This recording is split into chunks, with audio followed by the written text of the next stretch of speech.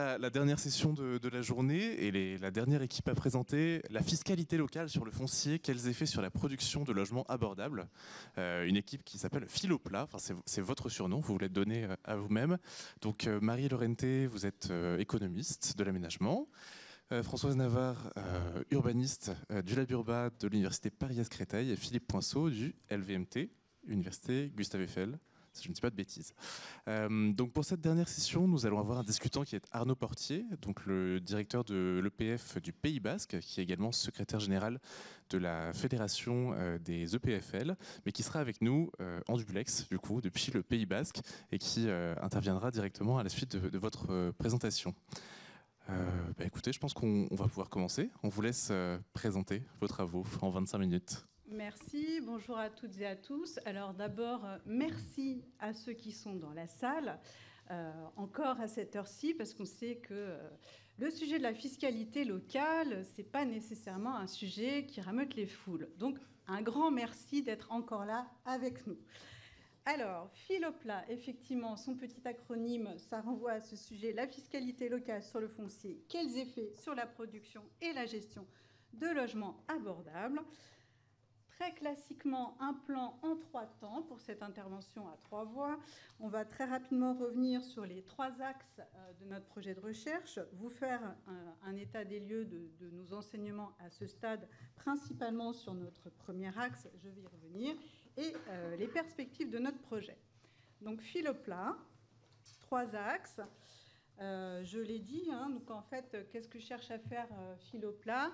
À tenter de jauger des effets de la fiscalité locale sur la production et la gestion de logements abordables. Pour ce faire, il nous a paru indispensable, dans un premier temps, d'essayer de déterminer quelles sont les acceptions et les représentations de cette fiscalité locale et de ses effets sur le foncier, comment notamment les collectivités, mais tous les acteurs qui participent à cette production s'en emparent. Un deuxième axe, cette fois-ci plus quantitatif, où finalement on cherche à évaluer, estimer, apprécier quel est le poids de cette fiscalité locale pour les différents acteurs qui participent de cette chaîne de production. Est-ce que c'est l'épaisseur du trait? Est-ce qu'au contraire c'est dimensionnant? Et enfin, dernier axe, quelles sont les stratégies possibles que peuvent mobiliser les acteurs, en particulier les collectivités locales, autour de ce sujet de la fiscalité pour dénouer les enjeux autour de la production de logements abordables? En quoi est-elle un levier ou au contraire une contrainte? En termes de support théorique de champs académiques mobilisés, on se tourne vers l'économie publique locale, vers l'économie de l'aménagement et l'économie de l'immobilier, puisque nos sujets sont à l'intrication de ces 3 dimensions. Et de façon assez classique aussi, on conjugue un protocole méthodologique, aussi bien à travers des approches qualitatives, beaucoup d'entretiens, qui restent encore largement à analyser, je le dis tout de suite, et également des enquêtes plus qualitatives et un travail sur certaines bases de données qui viennent tout juste fraîchement de nous arriver. On y reviendra aussi. Voilà pour ce petit rappel, sans oublier de dire qu'on cherche aussi à avoir une appréhension assez globale des singularités propres à la diversité de nos territoires. La petite flèche. Voilà. Donc, ce qu'on va vous présenter en termes d'avancement intermédiaire, c'est sur ce premier point, sur la variabilité des acceptions du logement abordable dans un premier temps. Finalement, on en a beaucoup parlé aujourd'hui du logement abordable, sans véritablement se dire ce qu'on mettait derrière. Donc, on va essayer d'apporter des éléments là-dessus. Pour ce faire, on a analysé beaucoup de PLH, d'une part, réalisé beaucoup d'entretiens auprès d'acteurs ressources, d'autre part, certains étant dans la salle, et enfin une enquête auprès de collectivités territoriales que va développer Philippe dans un instant. Alors effectivement, pour nous, le logement abordable, pourquoi on en reparle? Au fond, si on relit tous cette consultation, cet appel à projet de recherche, on constate, et même dans cette journée qui vient de se dérouler, que le logement abordable est un implicite. On a l'air d'être tous d'accord, et en réalité, non, ça n'est pas du tout consensuel. C'est une notion qui est très très floue, ce qu'on retrouve aussi bien, ce qui est rappelé par la littérature, d'une part, cette notion de fourre-tout, mais aussi par un certain nombre d'acteurs interviewés. On va retrouver tantôt la notion d'auberge espagnole, parfois aussi quelque chose qui va camoufler des intentions qui peuvent être plus ou moins partagées, à savoir le logement abordable vu comme le cheval de Troie du logement locatif intermédiaire, qui serait à la défaveur donc, du logement locatif social. D'autres collectivités, certaines l'affichent très clairement, bannissent ce terme de logement abordable, dont on ne sait pas véritablement ce qu'il recouvre et que par conséquent on ne peut pas nécessairement contrôler dans ce qu'il produit sur le territoire. C'est aussi, et évidemment ce qui nous rassemble aujourd'hui, un sujet qui a un regain d'actualité, qui provient finalement plutôt par l'autre côté de la face, on pourrait dire. Ce que je veux dire par là, c'est plutôt par le fait que le logement est devenu inabordable qu'on va s'intéresser au logement abordable. Donc ce sujet de l'inaccessibilité financière au logement pour les ménages d'un côté et aussi de l'autre, celui de la production. On le sait, une équation économique de la production de logements qui se tend, puisque tous les maillons finalement de la chaîne sont grippés. C'est également une question largement portée à l'agenda. Je ne reviens pas sur ce projet de loi sur l'offre de logements abordables qui a été proposé en juin 2024. Donc vous l'avez compris, pour nous, c'est évidemment un sujet qui demeure complètement pertinent, de dresser les contours des acceptions du logement abordable. De quoi parle-t-on, au fond ? C'est un enjeu évidemment pour les acteurs impliqués, puisqu'il faudra bien définir sur quoi ils peuvent agir. C'est un enjeu à l'intersection de la recherche et de l'action, puisque derrière ces liens, il y a évidemment beaucoup de nœuds à dénouer. Est-ce que j'ai appuyé sur toutes les slides ? Oui. Voilà, et donc d'analyser, de repérer, de comprendre quelle place la fiscalité locale peut jouer au sein de ces leviers. Après le pourquoi, le comment, on en reparle. On vient de le dire, il y a une absence de consensus sur cette notion de logement abordable, un périmètre flou, et c'est aussi un périmètre qui apparaît en réaction finalement aux difficultés du logement social traditionnel à atteindre, à assurer sa vocation généraliste. Donc nous, on fait l'analyse suivante.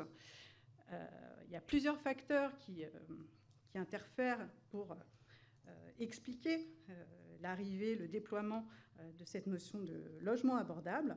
D'une part, il se situe à l'intersection d'un ensemble de régulations, mais il n'est pas véritablement la résultante d'une régulation particulière. C'est aussi un fourre-tout, puisque ce logement abordable cible une diversité de publics, mais tantôt on va aborder ces publics sous un angle d'universalité, ou de l'autre, plutôt dans une approche restrictive, destinée aux ménages les plus modestes. Mais ces ménages les plus modestes, comment les définit-on ? Là encore, une pluralité de désigner ces publics. Alors, tantôt, ça va être par les déciles de revenus, par le taux d'effort, par le reste à vivre. Là encore, un grand flottement pour désigner ce que va recouvrir le logement abordable. On pourrait dire aussi qu'il est à l'intersection, il recouvre une palette de régulations économiques. On va avoir tantôt des loyers inférieurs à ceux du marché, mais de combien ? 10%, 15%, 20%, etc. On va aussi parler de prix maîtrisés, de prix régulés, mais pour quelle durée, combien d'années ? Finalement, ce qu'on peut dire, c'est que le logement abordable, c'est une combinatoire de réponses territoriales, aussi bien par les produits et les circuits de financement, qui s'étoffent, mais aussi qui se complexifient à travers une granulométrie très spécifique. Donc, au fond, c'est ce qu'on montre bien aussi à travers notre enquête, sur laquelle va revenir Philippe, un bricolage à tous les étages.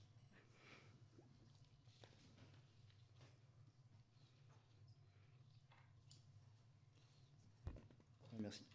Donc, du coup, nous, pour répondre à la question, au départ, on avait l'idée de faire une double enquête en ligne, une enquête auprès des collectivités et une enquête auprès des bailleurs. L'enquête auprès des collectivités, donc on a un échantillon qui est relativement réduit, puisqu'on a eu 45 EPCI qui nous ont répondu, ce qui est assez classique dans ce type d'enquête en général en termes de taux de réponse. 45, ça reste quand même un chiffre qu'on peut faire quelques analyses statistiques dessus en restant assez modeste sur le fait que voilà, c'est loin d'être forcément représentatif de l'ensemble. Mais déjà, au moins, on peut avoir une idée un peu des différents types de représentation, ce qui est assez cohérent par rapport à nous, notre objectif, de dire pas quelle est la représentation la plus courante, mais plutôt de dire ça renvoie à est-ce que ça renvoie à peu près partout de la même manière à la même chose, ou à l'inverse, quelle est la diversité des situations. Et sur l'enquête Bayer, on a eu 8 réponses exploitables. Donc du coup, là, ça devenait vraiment compliqué de faire de l'analyse statistique, c'était pas très sérieux.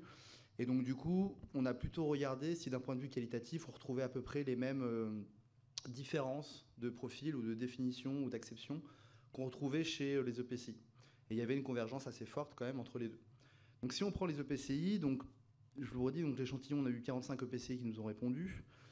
Et face à ça, il y a deux manières de faire. Une première approche, ça consiste juste à regarder, d'après ces EPCI-là, quelle est la réponse majoritaire sur l'acception du logement abordable. Donc on a regroupé certaines choses, certains éléments en différentes dimensions. Donc d'abord, par rapport à la population qui est visée, généralement la réponse qui est majoritaire, c'est l'idée que c'est un logement qui est accessible à tout type de ménage, quel que soit leur revenu. Donc c'est pas forcément dédié à certains profils de ménage sous condition de revenus. En termes de mode d'intervention, ça correspond plutôt à du logement qui est à prix maîtrisé. En termes de statut, c'est de la location ou de l'achat ou de l'accession. Okay, donc ça, c'est pareil. Hein. Il y avait des idées qui pouvaient être différentes. Il y en a pour qui ça aurait pu relever que de la location, d'autres que pour l'accession. Et puis en termes de produits, là, on était un peu surpris parce qu'on s'attendait à trouver potentiellement une forte réponse autour du LLI. Et en fait, pas du tout. La réponse majoritaire, c'est plutôt le logement abordable, c'est quoi? C'est le logement social. Mais le LLI, le logement intermédiaire, n'en est pas dans la réponse majoritaire. Alors après, alors que ce soit à l'achat ou que ce soit à la location, et par contre, on trouve quand même l'OFS-BRS dans l'idée que ça, c'est du logement abordable. Alors bien sûr, ça c'est toujours le problème des réponses comme ça un peu majoritaires, c'est que derrière cette majorité, il y a beaucoup d'hétérogénéité.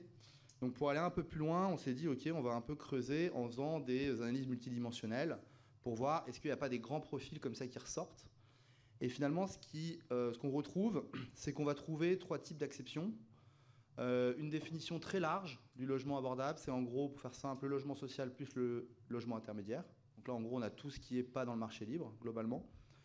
On a une définition qui va être très restreinte, qui est restreinte au logement social, en disant c'est le logement abordable, c'est que du logement social, et le LLI n'en est pas.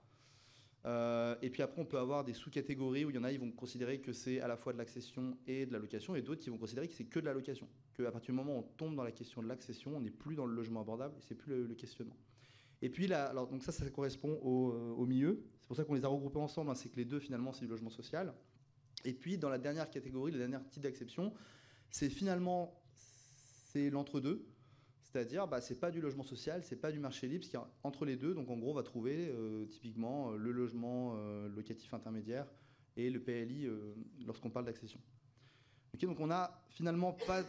Et quand on regarde en termes d'effectifs, pour regarder les effectifs, donc c'est la première ligne sous le jeu de couleurs, finalement, il y a un peu plus de représentation de le logement abordable, c'est du logement social, mais c'est pas tant que ça en fait. C'est-à-dire que finalement, ces 3 profils correspondent, se distribuent assez bien en termes de proportions. Et donc, voilà, on a finalement une combinaison comme ça entre du logement social et du logement intermédiaire, et qu'il n'y a pas de réponse très très claire au final, sur le logement abordable, ça correspond à un profil type. On a plutôt une diversité de situations, ou du moins d'acceptions. Alors, en quoi c'est intéressant? Parce qu'on peut se dire, ok, c'est cool, mais au fond, so what? Donc, on a essayé quand même d'en tirer quelques petites choses, de se dire, finalement, ça réinterroge quand même certaines idées reçues qui sont plutôt dans le discours, on va dire qu'on va entendre discours politique, qui, dans la littérature académique, quand même, retrouvent des résultats qu'on a déjà. Cette idée que, par exemple, le logement abordable et l'acception du logement abordable n'a pas beaucoup de lien, en tout cas dans notre analyse ou dans notre base de données, n'a pas de lien avec le niveau de tension dans le territoire. Alors par contre, ce qu'il faut avoir en tête, c'est que dans notre échantillon, on a différents niveaux de tension, mais par contre, on n'a aucun territoire dans lequel qui sont détendus. Okay, ça, on n'a aucune réponse où on aurait pu se dire, tiens, il y a peut-être une différenciation. Mais en tout cas, quel que soit le niveau de tension, à partir du moment où on a un peu de tension, finalement, il n'y a pas l'idée que le logement abordable, c'est un problème de zone tendue. Okay, alors ça, c'est des choses qu'on retrouve déjà dans la littérature. Là, on renvoie à pas mal de travaux, mais par exemple, le fait que finalement, la question de l'abordabilité se pose de partout, et que ce n'est pas juste certaines zones qui seraient concernées et pas les autres. Et puis, ça peut se poser même dans les territoires qui sont complètement ignorés. Et le deuxième élément qui nous paraissait aussi important, c'est qu'on a essayé de croiser un peu nos résultats ou la conception du logement ou l'acception du logement abordable avec des caractéristiques un peu socio-démographiques du territoire, de se dire, voilà, ok, c'est pas les zones tendues, mais peut-être que c'est plutôt des communes riches, peut-être que c'est plutôt des communes pauvres, ce genre de variables. Et de nos analyses, il n'y a rien qui ressortait de très très clair. Okay, donc c'est-à-dire que finalement, on a un truc où, d'un point de vue de l'analyse des données, c'est assez compliqué de faire ressortir des profils par rapport à des contextes territoriaux, mesurés uniquement de manière un peu très quantitative, très loin du terrain, où on ne rentre pas trop dans la logique locale. Et donc là, il n'y a vraiment pas des choses qui ressortent. Okay, donc en gros, le logement abordable, on ne sait pas trop ce que c'est, et il y a plusieurs exceptions, et finalement, on ne sait pas trop le type de territoire qu'il y a derrière ou le type de territoire pour qui on aurait une exception qui est particulière. Alors, on peut se dire, ok, bon, du coup, c'est un peu décevant. Alors nous, on trouve ça plutôt, je ne vais pas dire excitant, mais en tout cas intéressant d'un point de vue intellectuel, de se dire, en fait, c'est que il suffit pas de faire de l'analyse de données, que ça pousse aussi à aller voir peut-être de manière un peu plus approfondie sur des cas d'études, pour se dire, il y a peut-être des choses qui se jouent au niveau local, qui vont être beaucoup plus structurantes et beaucoup plus explicatives de le type d'acception du logement abordable qu'on va trouver. Mais ça, on peut difficilement le faire sans faire des entretiens, sans faire des analyses, des monographies des terrains, où on va mieux comprendre ce qui se passe au niveau local. Okay, donc c'est aussi pour ça que derrière, on va développer plutôt des cas d'études, en utilisant moins les données, notamment sur l'axe 3 et pour compléter l'axe 1, parce que de l'analyse de données, on n'arrive pas à en tirer, nous, en tout cas, des grandes choses très caractéristiques sur le type de territoire qui serait concerné par ces problématiques de logement abordable.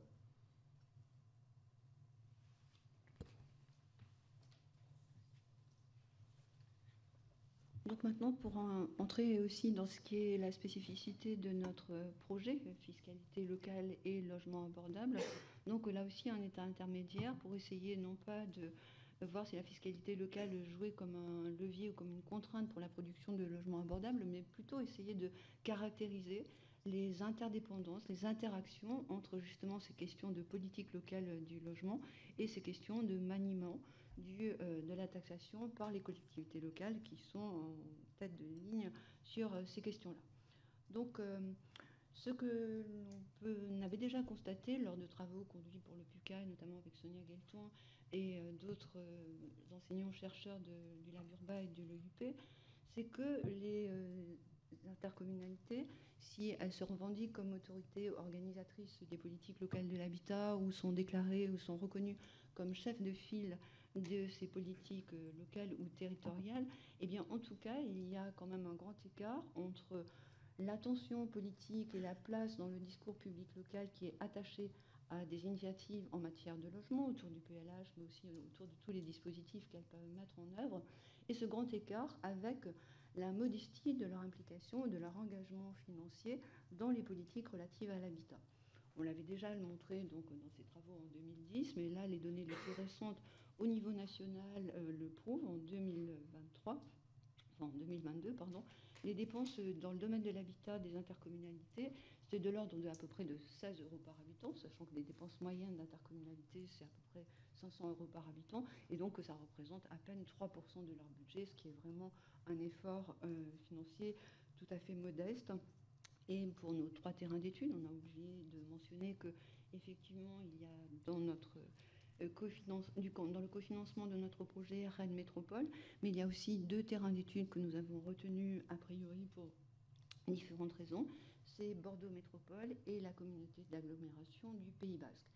Et là, donc, si on refait ces mêmes explorations quantitatives pour ces 3 terrains d'études, quel que soit le périmètre que l'on prenne, eh bien, on constate que ça représente à peu près 4 à 5% de leurs dépenses.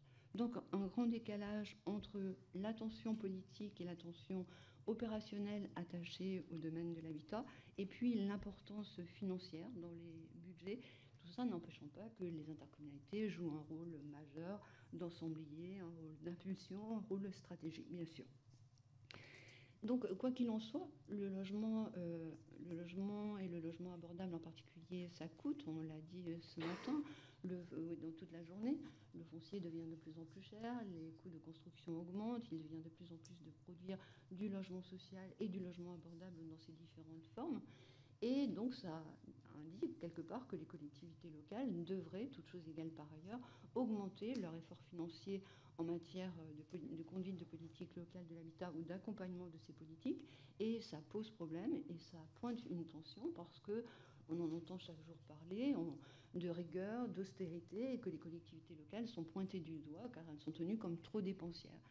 Donc la question se pose, c'est comment atteindre des objectifs qui deviennent de plus en plus intenses tout en dépensant de moins en moins de moyens. Et c'est là que la question de quelles sont les ressources qu'elles peuvent mobiliser pour conduire ces politiques et toutes les autres qu'elles souhaitent mettre en œuvre va se poser, et d'où l'idée de regarder aussi du côté des recettes fiscales locales et notamment des recettes fiscales locales produites par le secteur du logement.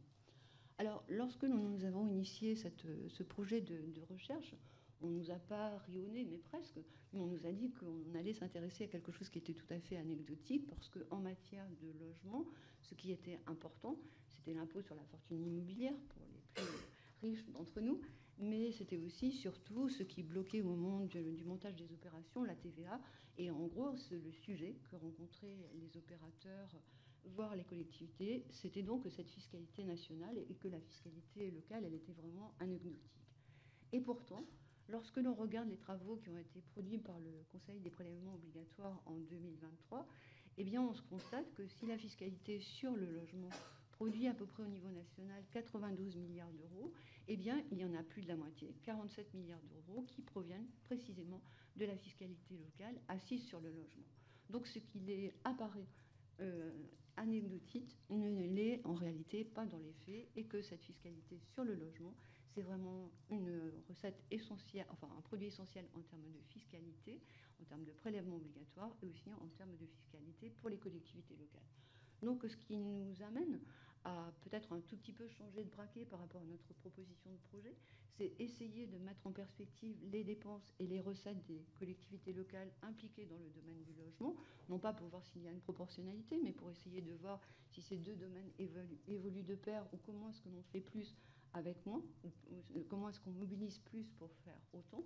Et puis essayer aussi de voir, au-delà des aspects de rendement, est-ce que la fiscalité locale et la fiscalité sur le logement produisent beaucoup de ressources pour soutenir ces politiques locales de l'habitat. Eh bien, c'est comment les collectivités locales utilisent cette fiscalité comme un outil de régulation, comme un outil d'incitation. On a parlé tout à l'heure de dissuader à travers la fiscalité la multipropriété. On peut aussi vouloir, à travers la fiscalité, favoriser la construction de logements abordables et de logements sociaux. Et donc, ce que l'on va essayer de faire, qu'on a commencé à initier, c'est essayer de voir comment la fiscalité locale joue sur ces deux dimensions, à la fois le rapport, le rendement, et aussi en termes de régulation et d'incitation. Donc, je parlais d'intrication et d'interdépendance ou de distanciation entre la fiscalité locale et le logement. Ce ne sont pas des rapports qu'on peut analyser simplement. Dans un premier temps, parce qu'il y aura de multiples types de collectivités ou de niveaux de collectivités locales qui vont être impliqués.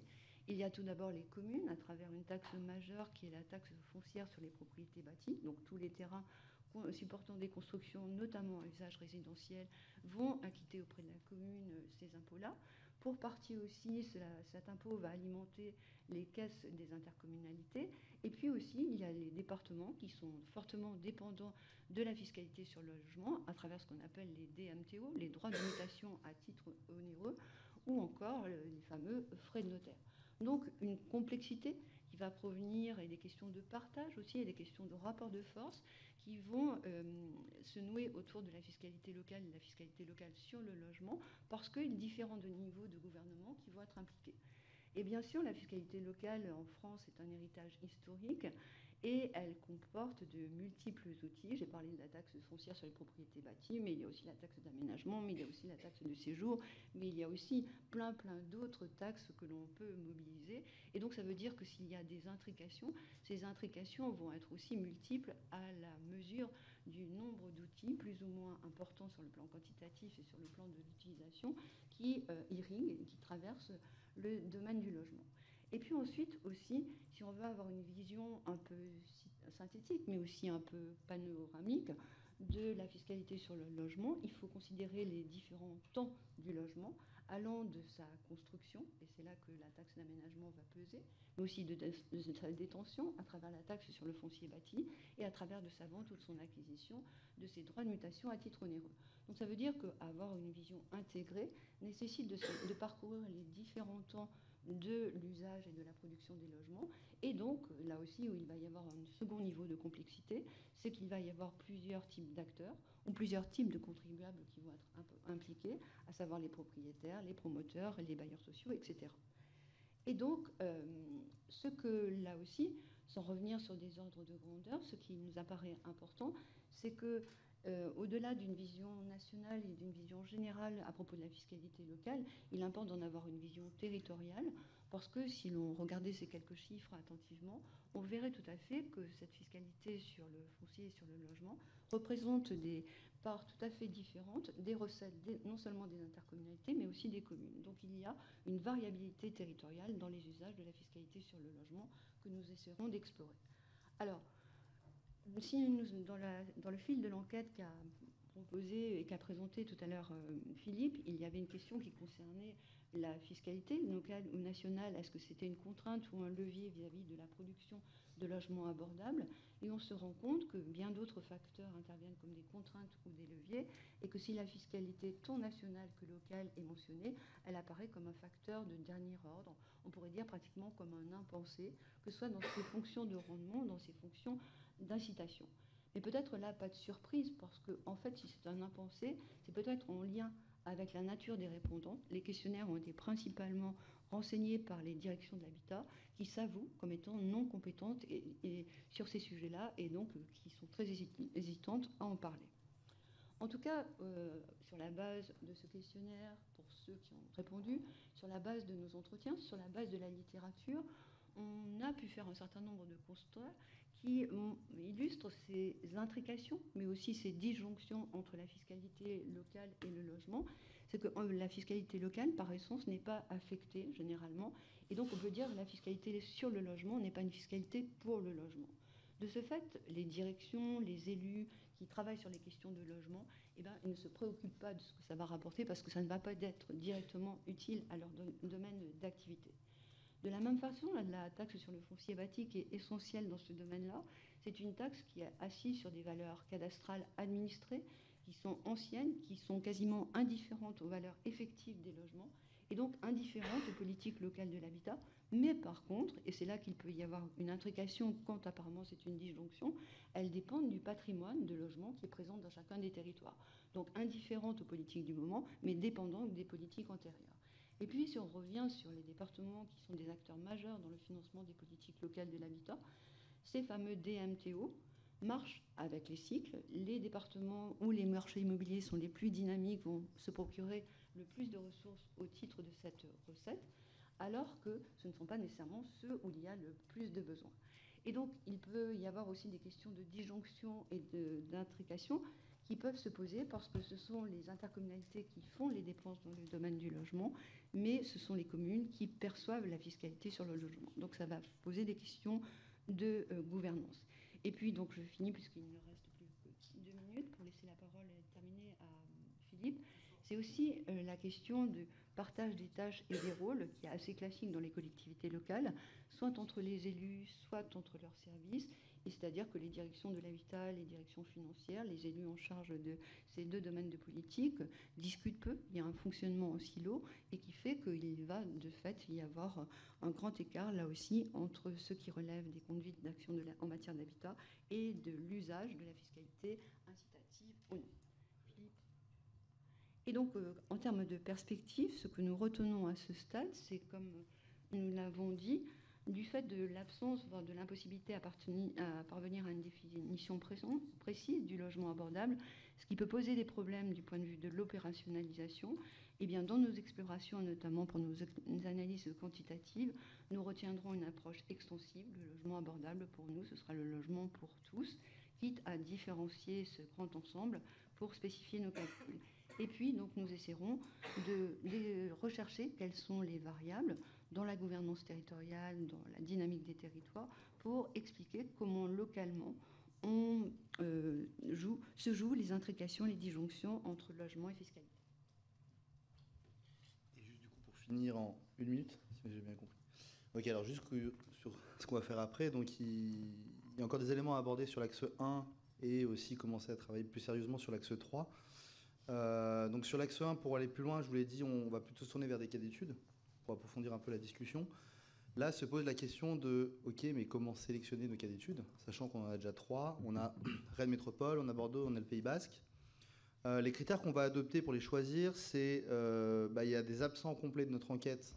On aimerait bien avoir leur idée aussi de voir comment chez eux se pose la question du logement abordable. Est-ce qu'ils ne se posent pas ou est-ce qu'ils se posent? Et quand ils se posent, peut-être qu'on pourrait très bien avoir des réponses du style le marché libre est abordable. Il n'y a pas à développer des choses particulières par rapport à ça. Donc on aimerait bien aller voir des EPCI de moindre importance démographique, parce qu'on a surtout des EPCI qui ont une taille relativement importante. Deuxième critère, des territoires qui ont un marché déprimé ou détendu, pour dire en fait peut-être que chez eux aussi il y a des problèmes de logement abordable et que en fait on met un peu sous le tapis parce qu'on ne regarde pas trop ce sujet-là. Et puis dans les territoires qui ont répondu à notre enquête, il y a l'idée de dire ok, globalement la fiscalité locale n'est pas un enjeu, ni une contrainte, ni un levier, mais il y en a quand même pour qui ça l'est. Et donc là on vous a mis dans le tableau une synthèse en fait de qui a répondu quoi dans ceux qui ont répondu que la fiscalité locale était un enjeu. Et donc, certains nous ont dit, nous, on est prêts à être recontactés dans le cadre d'une procédure d'entretien un peu plus systématique. Donc, c'est ceux qu'on a matérialisés par une étoile. Pour l'instant, on n'a pas fait un choix sur lesquels on va faire. On ne va pas tous les faire parce que, clairement, on n'aura pas les moyens humains et matériels de le faire. Mais l'idée, c'est plutôt de choisir soit certains pour qui la fiscalité locale n'est qu'une contrainte, ceux pour qui ce n'est qu'un levier et ceux pour qui c'est un peu les deux. Okay, l'idée, c'est de comprendre qu'est-ce qu'ils mettent derrière ces contraintes et ces leviers, en quoi ça l'est. Derrière aussi avec l'idée que potentiellement ça pourrait intéresser d'autres territoires, parce que peut-être qu'il y a certains territoires qui se posent ces questions-là parce que leur contexte territorial aussi leur a posé la question peut-être de manière plus directe que d'autres qui n'ont pas eu forcément à se poser cette question-là jusqu'à maintenant en tout cas. Et puis après sur l'axe 2, donc là on était très très dépendant. Alors l'axe 2, je vous rappelle, parce que c'est vrai que voilà, c'est le but d'évaluer le poids de la fiscalité locale sur l'ensemble de la chaîne de production de l'aménagement et donc sur l'ensemble des acteurs. Pour ça, une manière de faire, ou la manière qu'on voulait faire, c'était d'avoir accès aux données, à des données. Et donc ça, la partie un peu dure du projet, c'est les données, tant qu'on ne les a pas, on ne peut pas faire grand-chose. Donc là, la bonne nouvelle, c'est qu'on a pas mal de données, au moins sur la partie bailleur, parce qu'on a accès à la base Harmonia. On a dû aussi passer par le CASD pour accéder à la fameuse base Fideli, pour voir un peu le poids de la taxe foncière sur les ménages ou sur différents types de produits logements. Et puis, on a aussi accès aux fichiers fonciers, et puis on a eu accès récemment aussi à certaines données locales sur nos cas d'études. Okay, donc sur la partie données, au moins sur la partie bailleur, sur la partie ménage, on pourra faire des choses. Sur la partie collectivité, on a déjà les données. Là où c'est plus compliqué, c'est sur la partie promoteur, parce que là, des données, il n'y en a pas forcément. Donc là, on va certainement plutôt réfléchir par cas type, un peu de simulation, de qu'est-ce qui... si tel et tel type de fiscalité augmente très fortement, est-ce que ça a un fort impact ou pas sur les promoteurs? Sachant qu'à chaque fois qu'on a fait des entretiens avec des promoteurs, je finis avec ça, à chaque fois qu'on a fait un entretien avec des promoteurs, l'argument qui a été souvent évoqué, c'est de dire mais nous de toute façon on a un intermédiaire, c'est-à-dire finalement on n'est pas très soumis à ça parce qu'en gros la taxe d'aménagement on la répercute et puis la taxe foncière on la paye pas parce qu'on n'est pas propriétaire. Alors c'est pas toujours valable, mais c'est souvent l'argument qu'on a entendu en entretien. Mais ça mérite quand même de se dire, oui, mais selon les cas, peut-être que parfois on peut rester propriétaire et du coup on est soumis à la taxe foncière. Puis par ailleurs, la taxe d'aménagement, on ne peut pas toujours la répercuter parce que sur des marchés par exemple détendus, ça ne se répercute pas forcément dans les prix de sortie. Et donc d'une certaine manière, il y a bien quelqu'un qui paye l'addition. Donc voilà, donc c'est ça un peu l'ensemble et donc j'en finis là.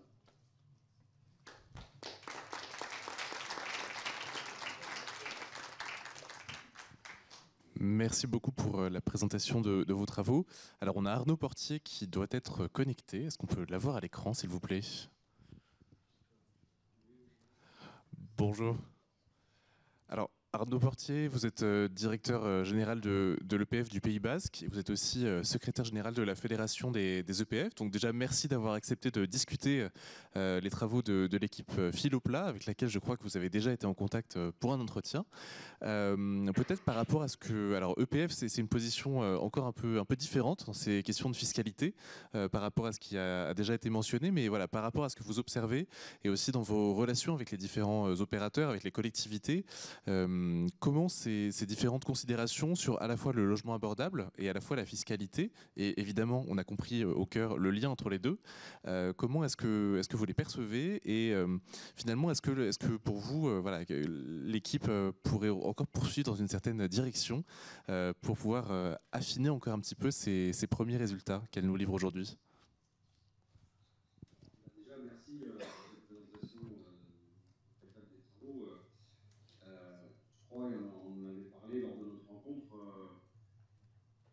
À prime abord, comme ça, et ça a été dit, la fiscalité, c'est effectivement un sujet qui est quelquefois un peu aride hein, et qui n'est pas forcément très passionnant, ou en tout cas dans lequel on a du mal à s'impliquer. Simplement, ce que je constate aujourd'hui, c'est que dans le contexte et dans les difficultés qu'on rencontre pour produire du logement, et je dirais un mot aussi sur ce qui a été dit par rapport à la notion de logement abordable, rien que pour produire du logement, en tout cas sur le questionnement que se posent les collectivités et les acteurs publics que nous sommes et qui essayons d'accompagner les collectivités dans ces démarches. Je pense, et je le suis de plus en plus convaincu, effectivement, que cette approche et ce regard un peu plus fin et plus précis, et cette anticipation sur la question de la fiscalité peut être demain potentiellement une solution pour redonner les moyens, effectivement, aux collectivités d'agir. Le constat, c'est quoi aujourd'hui? Et on le voit à tout niveau de collectivité, hein, même l'État, aujourd'hui, cherche à faire des économies, à optimiser en fait ses finances. On veut réduire les dépenses, augmenter les recettes. Donc on est dans un schéma qui est compliqué. Sur la question du logement, ce schéma se complexifie également, et ça a déjà été dit, par le contexte lié à la hausse des taux d'intérêt, à la hausse des constructions. Donc on est sur des éléments de contexte qui sont plus que défavorables en fait à cette démarche. Ça a été dit aussi, je crois que c'est une vraie réalité, c'est-à-dire que, et on le voit par les chiffres, il n'y a pas d'approche aujourd'hui de la part des collectivités de faire coïncider finalement recettes fiscales sur le logement avec capacité et niveau d'investissement en matière de politique sur le logement. Peut-être que ça peut aussi s'expliquer par le fait que pendant de nombreuses années, finalement, les collectivités sont venues en accompagnement ou en assistance à la production du logement. Et surtout du logement social qui est piloté, financé dans la maîtrise d'ouvrage principalement des bailleurs sociaux. Et ce modèle, pendant très longtemps, finalement, il a fonctionné sans avoir besoin, malgré tout, du financement public, hein, mais sans forcément être complètement sous du financement public. Or, aujourd'hui, on se rend compte qu'il y a plus d'opérations qui peuvent se réaliser. J'ai changé même avec un bailleur social l'autre jour qui me disait aujourd'hui, même avec un foncier à 0 €, dans certains cas, on ne peut pas sortir d'opération de logements sociaux. Donc ça pose des questions qui sont effectivement assez inquiétantes. Ce qu'on constate, ce qui s'est traduit peut-être dans les périodes passées, c'est que finalement, les collectivités ont laissé, ou en tout cas ont encouragé, ont fait en sorte que la production de logements sociaux puisse se faire par l'initiative privée.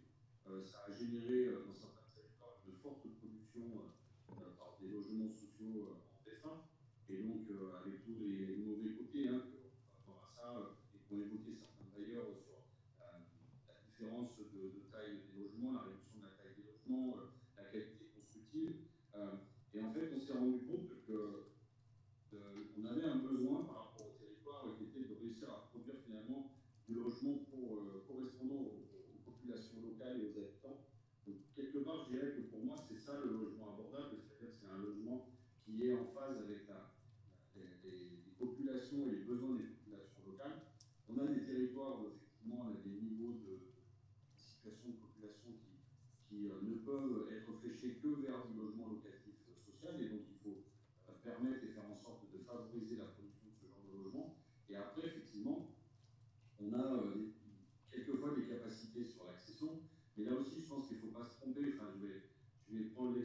Pays Basque qui est assez caractéristique à ce niveau-là, c'est que dans l'imaginaire de tout le monde, le Pays Basque est riche. Le Pays Basque est un territoire riche. On a le sentiment que tous les gens ici sont millionnaires et en capacité d'acheter les biens immobiliers qui se vendent régulièrement ici sur le territoire. D'abord, le Pays Basque, c'est 15 communes littorales qui sont effectivement une zone hyper tendue avec des niveaux fonciers ultra élevés. Mais c'est à côté de ça 145 communes qui, elles, sont effectivement sur une typologie totalement différente, allant jusqu'à la commune rurale de 50 habitants. Donc on a un panel de situations qui sont diverses. Et en plus, le constat, c'est que même sur la côte, le niveau de revenu moyen des ménages est en dessous de la moyenne nationale. Donc ce qui veut dire qu'on a un contexte aujourd'hui de gens qui vivent et travaillent sur ce territoire, qui n'ont absolument plus les moyens financiers de se loger au regard de ce qui est proposé en matière de logement. Et donc les collectivités cherchent à produire des logements pour répondre à ces besoins. Donc il y a une forte production, il y a eu un fort engagement sur la question du logement locatif social. On n'a jamais produit autant de logements locatifs sociaux au Pays Basque sur les dernières années.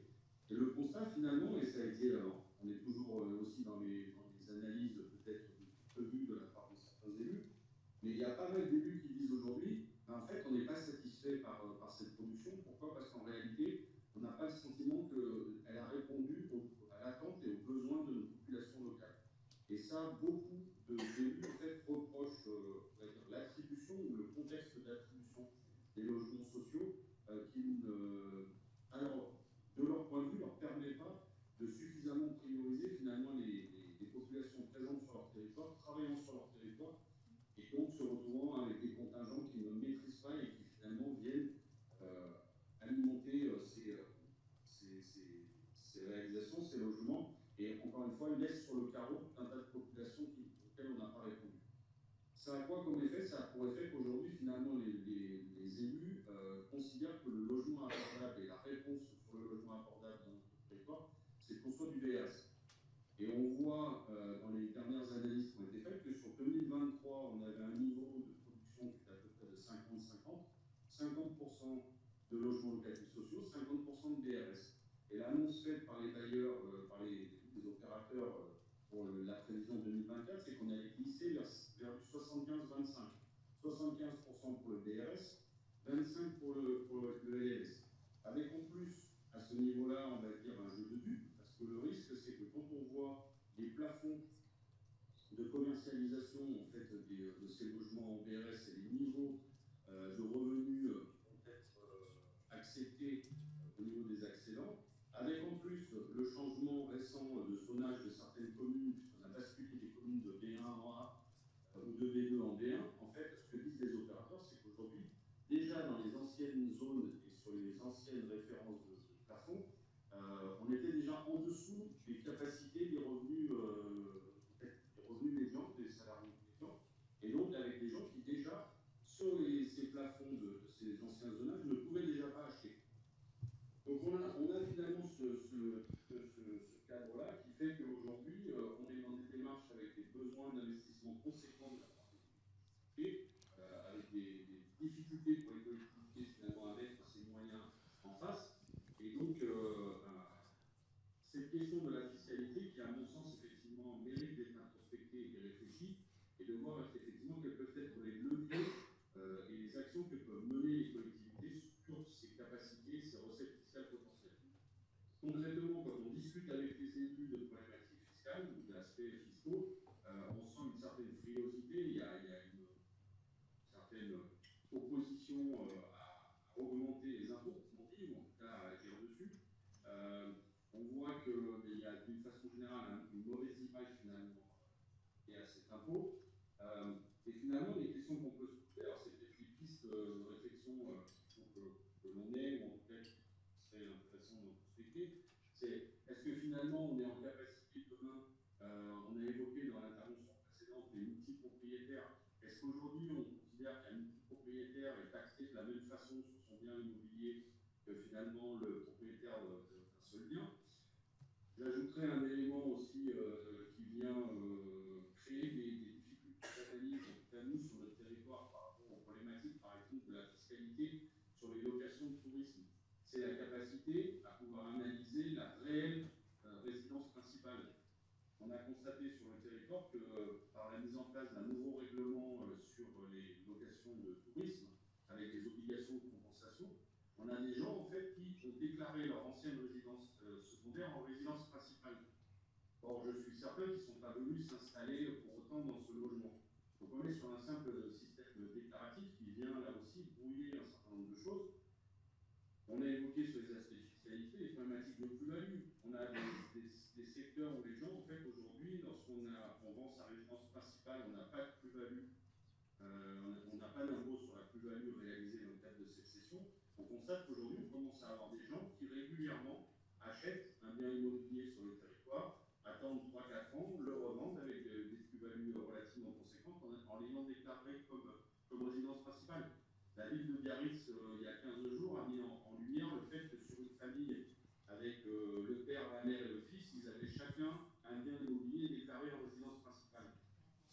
Donc en fait, on est dans ce contexte qui, à mon sens, est fondamental, c'est-à-dire qu'il y a des moyens mobilisables par les collectivités.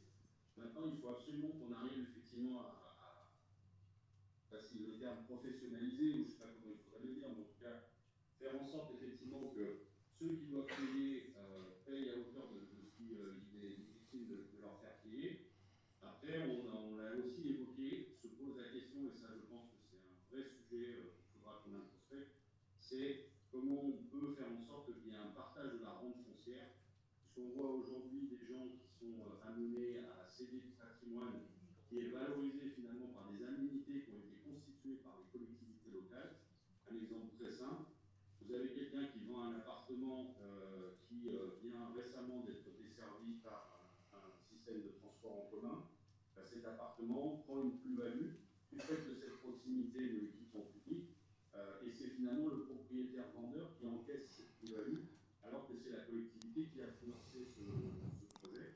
Et juste pour peut-être terminer, la double peine, elle va même être dans l'application, dans les mises en œuvre des politiques d'urbanisme auxquelles on pourra probablement répondre, c'est-à-dire reconstruire la ville sur la ville.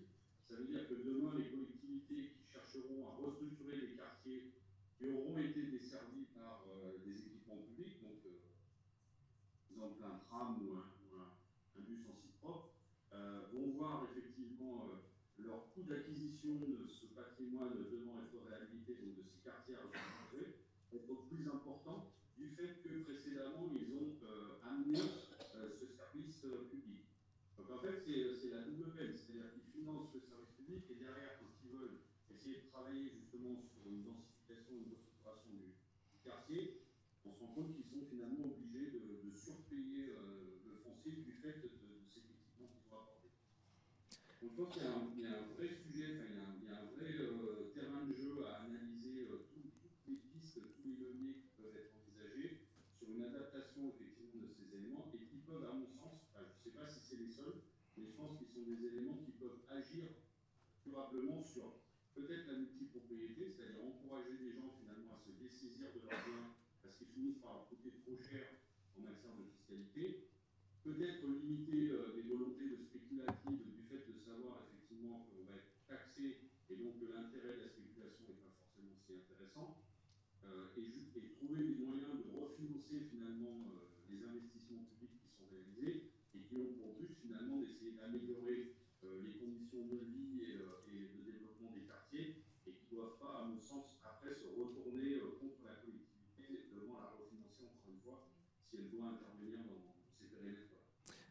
Alors merci pour toutes ces nombreuses pistes et réactions. Peut-être on va commencer par laisser réagir les chercheurs, nos 3 chercheurs, et puis on va prendre des questions pendant ce temps-là dans la salle. Alors merci pour toutes ces pistes. Je suis pas sûr qu'on les creuse toutes. Même voilà, on va quand même nous rester sur la fiscalité telle qu'elle est aujourd'hui, sur déjà les marges de manœuvre. Après, il y a quand même déjà des choses qui existent dans la littérature académique sur, je pense typiquement à la dernière remarque sur la question de capter la rente foncière lorsqu'il y a typiquement un projet de transport qui arrive. Il y a eu pas mal de littérature là-dessus, alors plutôt anglo-saxonne, il y a aussi des travaux en France, hein, je pense aux travaux de Sonia Guelton par exemple qui est dans la salle aussi, où moi aussi j'ai un petit peu travaillé là-dessus aussi. Mais par ailleurs, en fait, on s'aperçoit que quand on met des chiffres un peu dessus, une fois qu'on enlève ce qui est pris pour les équipements publics, une fois qu'on enlève ce qui est capté et redistribué d'une certaine manière vers de la production de logement social, à la fin, il ne reste pas énorme à capter. Et donc, du coup, les enjeux financiers sont pas... en gros, on risque de monter une usine à gaz fiscale pour des rendements qui sont assez faibles. Parce que finalement, une partie de cette rente-là est déjà captée en partie par d'autres équipements publics, d'autres services publics qui sont faits et qu'on ne peut pas le flécher directement sur le transport. Donc, le peu d'évaluation qu'il y a eu en France, et je pense à certains travaux du CEREMA par exemple, montraient qu'il n'y avait pas... franchement, il n'y avait pas de quoi soulever des montagnes, quoi. Que ça risque d'être beaucoup de boulot pour des sommes qui sont relativement modestes. Mais bon, après, je remarque que ça revient à peu près tous les 10 ans, ce type de sujet. C'était apparu sur le Grand Paris, par exemple, de la même manière, et en fait, on a un peu renoncé, en tout cas, à capter ça à travers la fiscalité. Après, il y a des enjeux de dire on peut le capter différemment, en faisant du projet immobilier, en faisant d'autres formes de captation, mais c'est pas de la fiscalité. En tout cas, les objets fiscalité, même à l'échelle mondiale, c'est peu utilisé, parce que les rendements sont pas énormes, c'est assez compliqué à mettre en œuvre. Donc voilà, après... peut-être que le Pays Basque est une exception, mais il y a peut-être d'autres stratégies à penser plutôt en termes de la manière dont on va aménager l'espace, qui va l'aménager, d'autres outils qui existent et dans lesquels on pourra en théorie capter plus de choses que vraiment l'outil de la fiscalité. Donc, de mon point de vue aujourd'hui, si je résume ce que j'ai lu sur tout ce qui est land value capture, c'est que finalement la fiscalité c'est pas forcément la meilleure option. Voilà, après je sais pas si... Juste là aussi, merci pour tous ces retours et ces pistes. Juste peut-être 2 points de réponse ou 2 points d'interrogation supplémentaires. Taxation locale sur les plus-values. Est-ce que l'échelle locale est la meilleure façon pour l'administrer, sachant que les élus, dans leur proximité avec les propriétaires, qui sont aussi des électeurs, peuvent être réticents à hausser les taux de taxation lorsque, par exemple, des terrains qui étaient auparavant inoccupés ou étaient en friche deviennent constructibles. Les élus sont un petit peu réticents à utiliser cet outil parce qu'ils craignent de générer des mécontentements. Donc, la taxation sur les plus-values peut-elle être locale? Et puis, doit-on recréer un autre outil? Ou bien finalement, est-ce que ça n'était pas une des vocations finalement de la taxe foncière sur les propriétés bâties qui est censée être assise sur la valeur des terrains? Alors aujourd'hui, elle est assise sur des valeurs locatives cadastrales qui datent de Mathusalem, qui ne sont pas réactualisées, et en tout cas qui ne suivent pas les valeurs de marché. Donc peut-être que si elles étaient plus proches de ces valeurs effectives des terrains, mais aussi des constructions, eh bien ça permettrait de saisir pour partie la valorisation des terrains, qu'elle soit due à la construction de projets immobiliers, d'infrastructures, etc. Donc, est-ce qu'il n'y a pas quelque chose à voir du côté de cette taxe foncière sur les propriétés bâties, au risque d'être contradictoire, c'est-à-dire que le fait que la taxe foncière sur les propriétés bâties soit assise actuellement sur des valeurs très anciennes, ça protège aussi les collectivités locales qui sont dans des marchés immobiliers détendus d'une chute de leurs recettes fiscales. Si demain, les valeurs sont assises sur les vraies valeurs, effectivement, on va taxer les plus-values, effectivement, les collectivités locales vont s'enrichir proportionnellement à la dynamique de leur marché et leur construction immobilière, mais on risque d'être confronté à des problèmes de disparité dans les ressources des collectivités locales. La deuxième chose, c'était plutôt à propos de la taxation des multipropriétaires, un outil dissuasif. Et peut-être aussi, on peut faire un tout petit retour sur l'expérience des outils dissuasifs dont disposent les collectivités locales à travers la taxe d'habitation sur les logements vacants et la taxe d'habitation et sa majoration sur les résidences secondaires.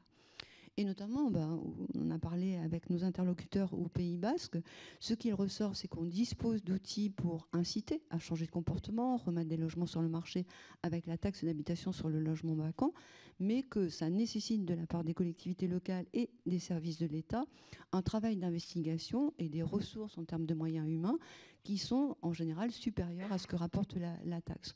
Donc de ce fait, là aussi, il y a un rapport coût-bénéfice et qui peut être dissuasif du coup de l'utilisation d'une fiscalité dissuasive à l'égard portant sur le logement.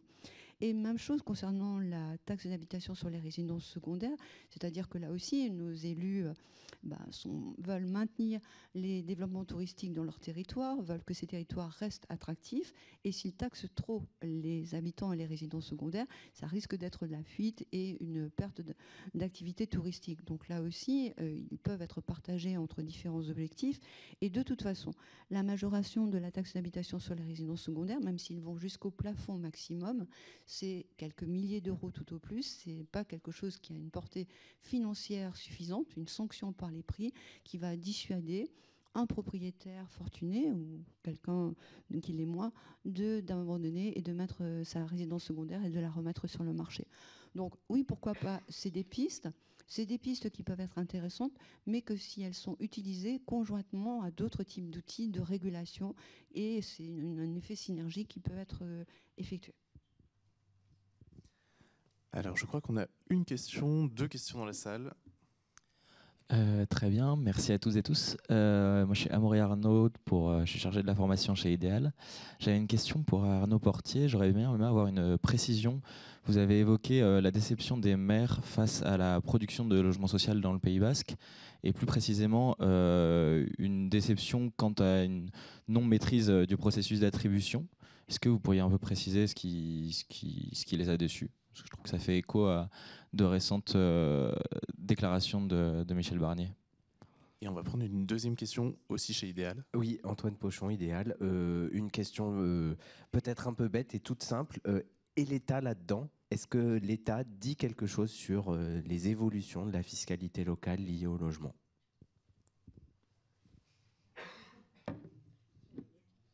On vous laisse répondre. Il dit qu'il faut simplifier la fiscalité locale et qu'il faut aller vers une diminution du pouvoir de taux laissé aux collectivités, à mon avis. Donc, la seule fiscalité effective sur le logement et qui a la maîtrise des collectivités, c'est la taxe sur le foncier bâti. C'est à peu près tout ce qu'il en reste. Donc, est-ce que c'est une volonté de l'État ou le résultat d'un processus graduel? Je dirais plutôt de la deuxième façon. Mais on est plutôt devant une recentralisation, une renationalisation de la fiscalité locale, remplacée par des partages de grands impôts d'État type TVA. Donc je dirais, à brûle pour point, voilà ce que dirait l'État, mais sans parler à sa place. Et sur la première question, peut-être? C'était pas à nous, mais... Ah, c'était Arnaud Portier. Oui, allez-y, c'est je pas me suis pensé, forcément- pardon. Oui, sur ce sujet, en fait, là, je me fais écho, parce que je ne suis pas dans le secret des attributions et des commissions d'attribution, mais en tout cas, ce qui ressort effectivement de la discours tenu par les élus, donc, et surtout ceux qui sont fortement concernés par l'obligation de la loi SRU, parce qu'on est dans un territoire où il y a 25 communes qui sont soumises à la loi SRU, et il n'y en a qu'une finalement qui a son quota de logement. Le constat, c'est que, je vais vous donner un chiffre très simple, hein, en 2006, le nombre de logements de personnes en attente d'un logement social sur le territoire, c'était 8000, à peu près 8000 personnes.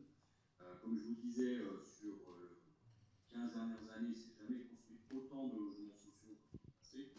Et le constat, c'est qu'aujourd'hui, on a 14 000 personnes qui sont en attente d'un logement social. Donc, est-ce qu'il faut considérer qu'effectivement, il y a finalement une absence de réponse aux besoins locaux, c'est-à-dire que dans le cadre des attributions, l'attente de gens qui étaient présents dans une commune, la commune avoisinante, qui est en attente d'un logement, finalement, ne se sont pas vus attributaires de logements, et que ces logements ont été attribués à d'autres publics dans le cadre des contingents qui étaient contingents préfectoraux ou d'autres contingents. Voilà. Je vous relaye hein, ce qui est dit par les élus, et qui fait que dès la parution du DRS, puisqu'on est effectivement là pour le coup en dehors des commissions d'attribution, les élus se sont dit tiens, en tout cas outil intéressant, on peut attribuer finalement et choisir à qui on attribue ces logements, et en plus qui rentrent dans le décompte SRU, donc qui nous permettent de venir répondre à nos obligations. Merci pour cette réponse et merci d'avoir accepté le rôle de discutant de ces travaux de recherche sur la fiscalité locale et le logement abordable. On remercie aussi les chercheurs.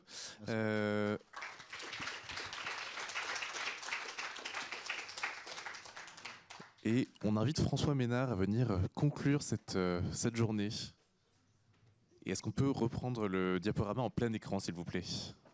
Merci beaucoup.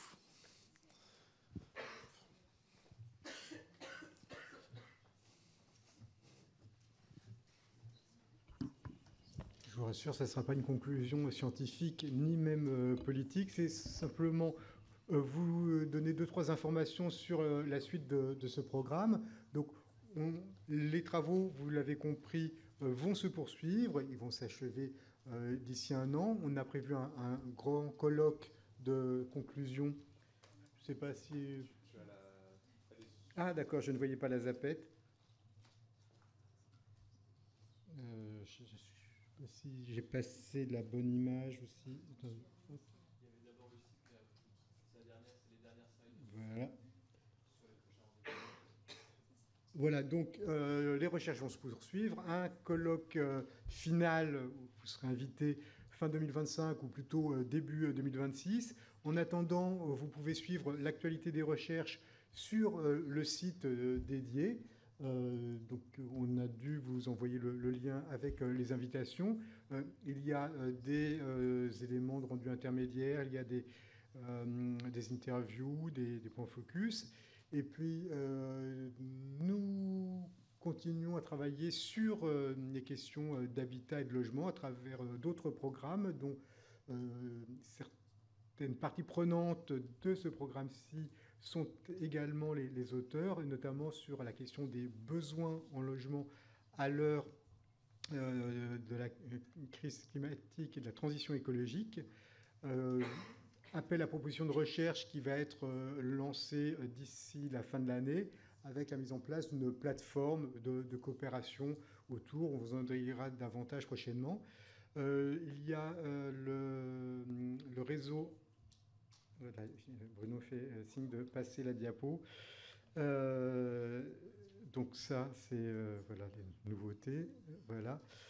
Donc, des prochains rendez-vous le 25 novembre. Donc, il y a une émission grand format du réseau des acteurs de l'habitat sur la loi SRU. 100 1 million de logements produits. Et maintenant, où va-t-on? Inscriptions donc, qui sont à venir. On aura les moyens voilà, de vous adresser ces invitations à travers notre mailing list. 10 et 11 décembre, le colloque de clôture d'un programme lancé antérieurement sur la vente HLM. C'était un programme lancé en 2020. On va ouvrir les inscriptions prochainement. Et donc le dernier programme, donc, qui est un programme à venir que j'évoquais, et donc qui vous est indiqué sur la slide, mais dont j'ai parlé à l'instant. Voilà, mais écoutez, je crois qu'on peut s'arrêter aujourd'hui. Alors, j'ai une petite pensée pour ma collègue Eva Simon, qui a été une grosse contributrice à l'organisation de cette journée et qui se trouve être malade aujourd'hui et qui n'a pas pu être avec nous.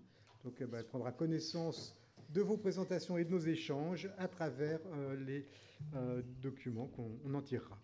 Merci à toutes et à tous.